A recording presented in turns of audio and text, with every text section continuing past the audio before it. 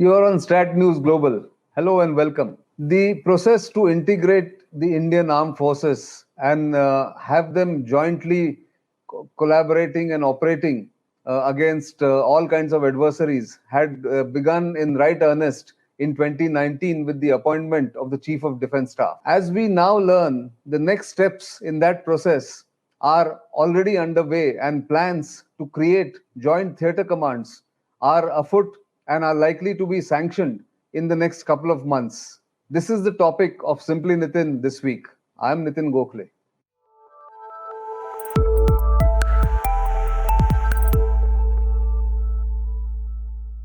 For decades, the Indian armed forces have been working in silos. The Indian Army, the Indian Air Force, and the Indian Navy have worked jointly only during some crisis situations or during wars like in 1971 or during the Kargil crisis. Otherwise, they've made their own plans, own doctrines, and have created their own strategies. That needed to change with the changing nature of war and, of course, the rising costs of maintaining such large forces. The process to integrate the Indian armed forces has been long felt. In fact, the group of ministers after the Kargil Review Committee had recommended that the Indian military needs to do a rethink and think of doctrines and strategies suitable for the 21st century or futuristic wars. It took almost 20 years for appointment of the Chief of Defence Staff, the principal military advisor to the cabinet and to the Prime Minister. Having done that in 2019, the next steps are, of course, very natural, where the three forces have to evolve a joint strategy or a joint doctrine. But to do that, they need to have a joint structure. At the moment, the three armed forces have different structures, different approach to war fighting. The very fact that all the three forces have 17 commands between themselves, 7 of the Indian Army, 7 of the Indian Air Force, and 3 of the Indian Navy, shows us how diverse and disparate the approach to war fighting and doctrines the three forces follow. So now the CDS, who was appointed by the Modi government in its second avatar, the second tenure, General Bipin Rawat, who is a 4-star officer, and the top military leadership is deliberating and has now finalized at least 2 major theatre commands to be sanctioned in the next 2 or 3 months and then implemented over the period of next 6 to 8 months. That's the detail that we have at the moment. Now, what are these theatre commands? One, of course, is already in public domain. In fact, both of them have been discussed in public. But all the plans are, of course, not known until they come up and are implemented on ground. Then there are second stage plans for creation of army-centric theatre commands. But eventually, all the armed forces will be integrated in theatre commands in the next 4 or 5 years. So what's going to happen in the next 3 or 4 months is that the government is likely to sanction 2 theatre commands. One, the Maritime Theatre Command, and the other, Integrated National Air Defence Command. The army-centric commands will perhaps be sanctioned and then start rolling out only in mid-2022, according to indications that are available right now. So what is going to be the Maritime Theatre Command's composition? It's already been discussed in public, but this week, I'm told that the top military leadership, including the Chief of Defence Staff and the 3 service chiefs, have met to finalize the bare bones structure of the Maritime Theatre Command and the Integrated National Air Defence Command. Now, the Maritime Theatre Command is interesting. It will have its headquarters at Karwar on the western coast in Karnataka, because that is where one of India's biggest naval bases is under construction. And it is a natural harbor that will give big ships and small ships easy access to the Arabian Sea and then going into the Indian Ocean whenever required. But the composition, as I said, is interesting. It will consist of the existing Western Naval Command headquartered right now in Mumbai, then the Eastern Naval Command headquartered in Vishakhapatnam, and the Andaman Nicobar Command in a scaled down format will also become part of the Maritime Theatre Command, is what one learns in the current plans that are under discussion and are likely to be sanctioned. Also included in the Maritime Theatre Command will be the Southern Air Command, headquartered in Trivandrum, and two land-based or land forces components. One is the 91 Brigade based in Trivandrum, which is an amphibious brigade, which has maritime capability, expeditionary capability, and the 108 Mountain Brigade based in Port Blair will also be part of the Maritime Theatre Command. The Andaman Nicobar Command, which has currently the Commander-in-Chief level officer heading it, will be downgraded to what is called Fortran or Fort Andaman, like it was before it became a command in 2001. So, in its 20th year, the Andaman Nicobar Command might get downgraded, but will form an integral part of the Maritime Theatre Command. This makes sense because it is going to cover the entire Indian peninsula and also give the Eastern Naval Command one component in the form of the Andaman Nicobar current Andaman Nicobar Command, which will be part of the overall Maritime Theatre Command. So the maritime strike forces of the Indian Air Force, like the Jaguars and the Sukhois, based in Thanjavur and Jamnagar or Pune, will also form part of the Maritime Theatre Command, because the role of these fighter aircraft of the Indian Air Force is to look after the security of the maritime domain in both the eastern seaboard and the western seaboard. Those squadrons will be part of the Maritime Theatre Command, is what the current plan is. The Maritime Theatre Command will be headed by a 3-star Vice Admiral level naval officer.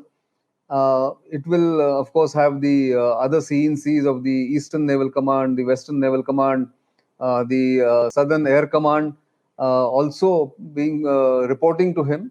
And his number 2 is likely to be either rotated between the Army and the Air Force, or will have a permanently seconded post of an Army officer of a Lieutenant General rank as number 2 to the Maritime Theatre Commander, headquartered, as I said, in Karwar. That's going to be the preliminary structure that is being thought about right now. While the Maritime Theatre Command has moved faster than expected, the National Integrated Air Defense Command is taking some time, because the air defense assets that are currently held by the 3 services, the Indian Air Force, the Indian Army, and the Indian Navy, will need some time to get integrated, because the systems are different.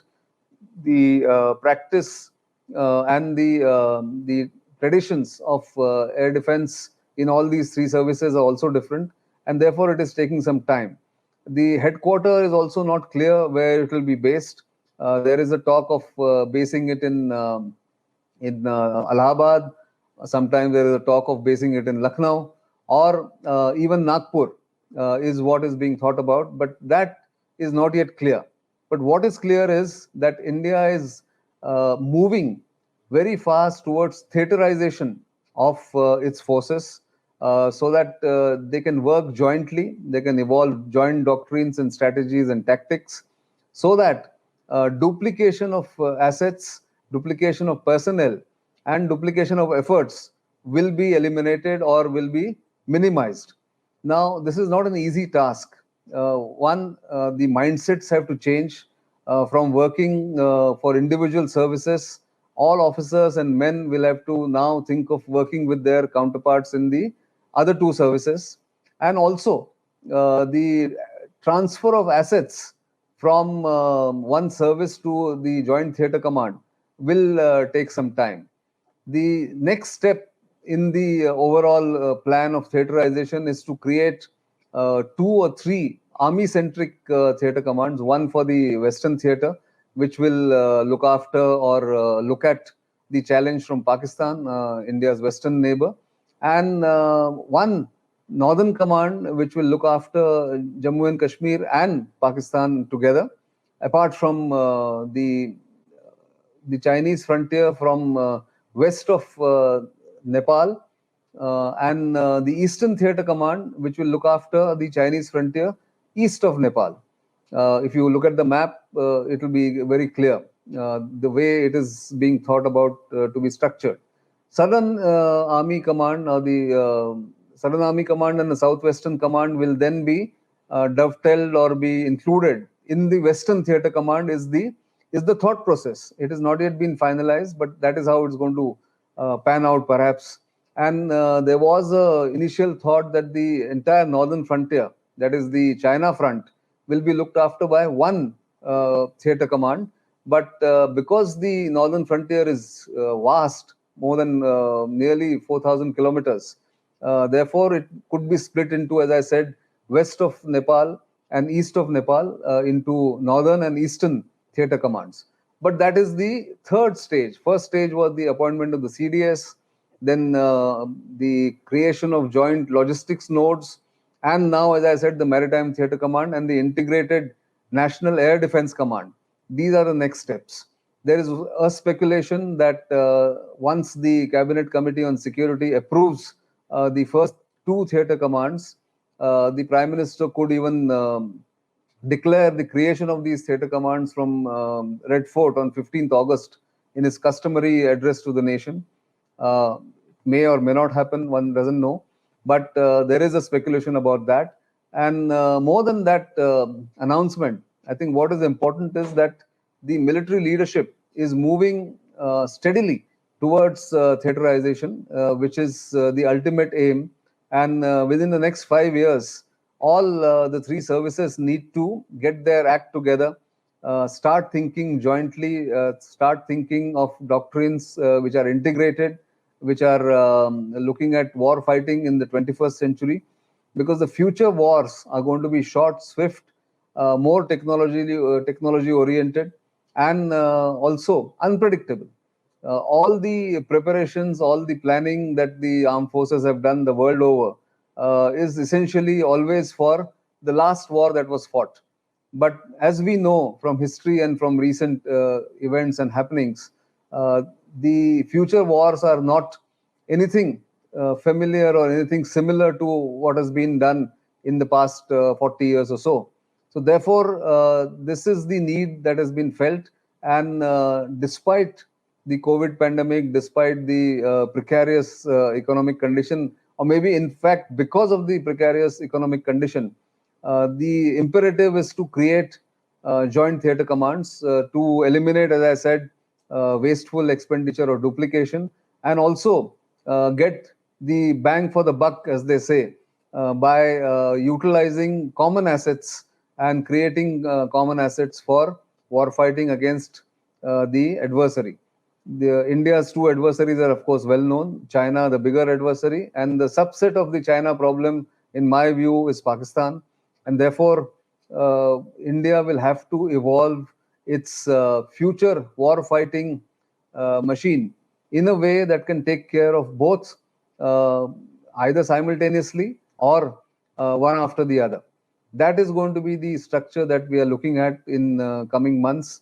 Whether it will be announced in August or it will be rolled out quietly is something that only time can tell us. But there is no doubting the fact that despite all these setbacks over the past couple of years, the plan to completely integrate the Indian Armed Forces is well on schedule and is likely to be completed, as I said, over the next 3 or 4 years. That's all I have this week. In fact, there will be much more information coming out in the next 3 or 4 months. Maybe I'll revisit this subject when there is more information. But at the moment, I just wanted to draw your attention to this fact that India is moving towards joint theatre commands very fast. Remember, it's not an easy task to change mindsets, to integrate, to shed the decades-old practices and then work jointly together. I can tell you one anecdote. In 1984, when the United States decided to have joint theatre commands and integrate the three armed forces, under the Goldwater Nichols Act. It took them almost 3 to 4 years, and they had to sack nearly 50 to 60 generals who were opposed to it, or whose heart was not in the plan that was sanctioned by the Congress. And it was a painful process. It is never easy to shed mindsets or change mindsets, especially when it's a lifetime habit that one has got used to. But this is inevitable, and fortunately, the military leadership is all on board, and the way it is now rolling out, I'm sure that by end of the year 2021, we'll have a clear idea where the joint theatre commands are going. That's all I have, as I said, at the moment. But I'll come back with more next week. Until then, do keep sending your feedback. I don't have to repeat that. Please do subscribe or even like our social media handles. It's all there on the screen. And of course, you know it even otherwise, since many of you are following us, subscribe to us, and do support us in our endeavor. The effort is to try and simplify complicated matters on Simply Nitin. But even otherwise on StratNews Global, do keep watching or listening to our podcast or reading our pieces on strategy, foreign policy, defense, and security. That's all I have. Goodbye until the next time.